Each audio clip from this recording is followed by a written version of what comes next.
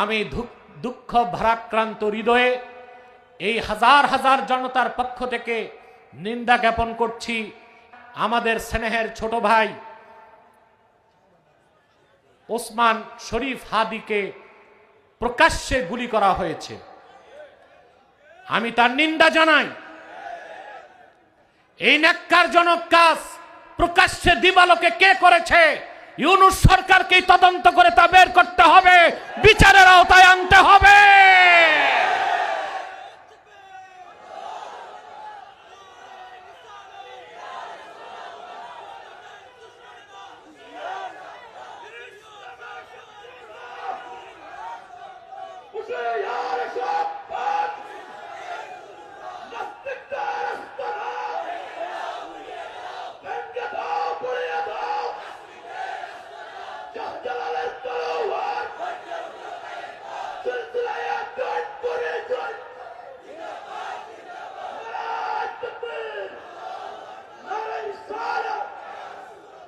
আমি আজ সিলেট আলিয়া ময়দান থেকে বাংলাদেশের মূলধারার রাজনীতিবিদ নেতাদেরকে বলছি, কি বিএনপি, কি জামাত, কি এনসিপি, আগে বাংলাদেশ রক্ষা করুন।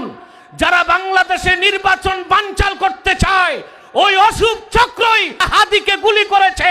নির্বাচনকে বানচাল করার জন্য ঐক্যবদ্ধ হয়ে ঘোষণা দেন, ভারতের চক্রান্ত বাংলাদেশে মেনে নেওয়া হবে না, হবে না, হবে না।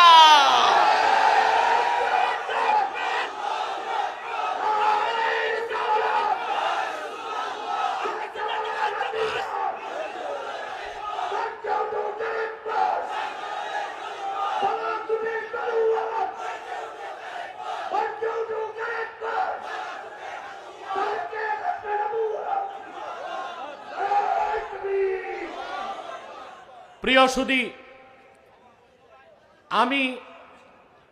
আমি রাজনীতি করি না, তবে রাজনীতি পড়ি। রাজনীতির দুইটা দিক, একটা হচ্ছে থিওরিক্যাল পলিটিক্স, আরেকটা হচ্ছে অ্যাপ্লাইড পলিটিক্স।